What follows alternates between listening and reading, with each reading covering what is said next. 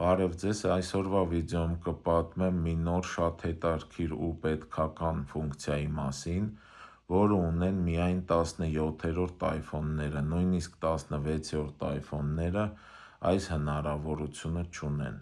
Ուրեմն ստեղ դիմացի այս կամերան ֆրոնտալական 18 մեգապիքսել է և ունի օրիենտացիայի փոփոխության հնարավորություն վերտիկալից հորիզոնական և հակառակը,